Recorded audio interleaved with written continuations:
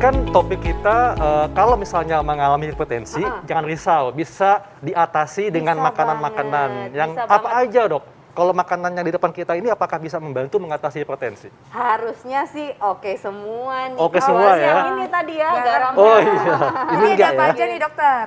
Ya, jadi gini, menurut ada yang namanya istilah kerennya DAS diet. DAS diet itu dietary approaches to stop hypertension. Jadi Iya. ada anjuran-anjuran gitu ya.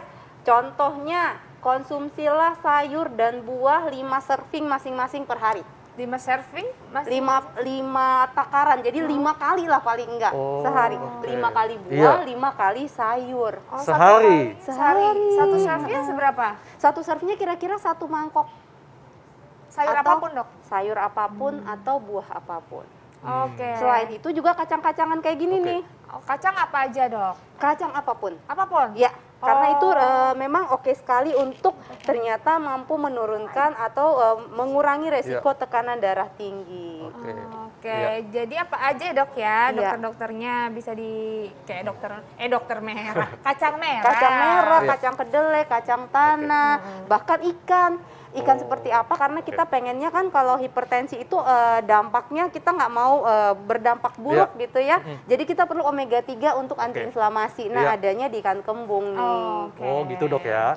Nah, ini ada fakta mitos, Dok, yang dipercaya masyarakat ya. Iya. Konsumsi mentimun dan labu siam kukus dapat mengatasi tekanan darah tinggi. Ini fakta atau mitos? Oh, ini fakta. Fakta Fakta. dokter. Iya. Di depan Intan nih ada mentimun. Ada Shay. timun. Berapa banyak dan kenapa dok? Kok Jadi bisa? gini, kenapanya? Jadi dalam mentimun termasuk juga labu siam Iya, tadi ya, labu siam. ternyata mengandung kalium yang cukup tinggi. Jadi kalau orang-orang yang hipertensi ini butuh ekstra kalium. Dan juga kadang-kadang ada nih yang dikasih, mungkin beberapa pasien yang hipertensi sudah akrab sekali dengan, oh saya lagi dikasih obat untuk ngeluarin air atau yang bersifat diuretik gitu ya. Nah, diuretik alami itu ada di dalam labu siam dan juga ada di dalam ketimun. Nah, supaya dapatnya lebih bagus, ada baiknya kalau makan labu siam dan timun ya nggak usah dipotong kecil-kecil karena potongan yang semakin kecil kemudian dibilas ini ternyata mengeluarkan kalium cukup banyak. Oh, jadi kalau dari kondisi utuh gini, Itu lebih terus baik. dicuci lebih baik baru Ya. dipotong-potong ya. Nah, Nah, untuk terus dapat- kalau banyaknya berapa banyak dokter? Nah, sebenarnya kan tadi kita diharapkan konsumsi sayur dan buah 5 serving nih, 5 sayur 5 kali buah. Nah, dalam 5 kali sayur ini ada baiknya kalau bervarian dan salah satu diantaranya boleh masukkan varian timun maupun labu siam. Oh. Iya. Oh, nah dokter di depan itu kan kita ada bawang putih. Ini bawang putih tunggal kan dokter? Ya, Ini betul. katanya ini ketop banget bisa mengatasi hipertensi. Ini fakta atau mitos dok? Ini fakta. Fakta? Iya. Kenapa dokter? Jadi ini bawang putih maupun yang beruas-ruas maupun bawang putih tunggal ataupun disebut juga bawang putih lanang kadang-kadangnya kalau orang di Jawa. Ini ada zat aktifnya namanya alisin.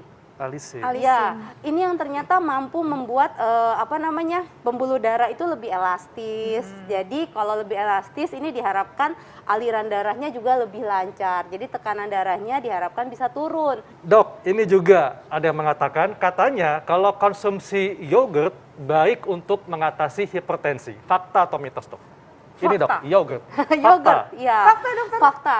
Dan memang yang diharapkan tentunya yogurt yang plain ya, Oh, yang plain. ya, tidak ada campuran rasa. Kemudian ingat kalau misalnya ini biasanya udah kemasan, dilihat juga nih natriumnya banyak betul. atau enggak gitu ya. Ya. Jadi Kenapa? harusnya Ha-ha. natriumnya seberapa?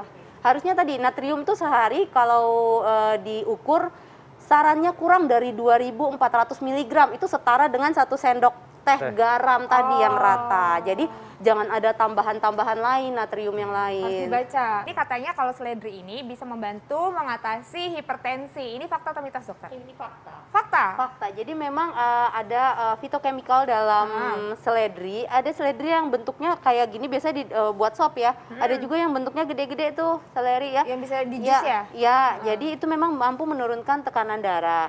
Nah, Dok, nih di tangan saya ada buah unik nih, buah bit.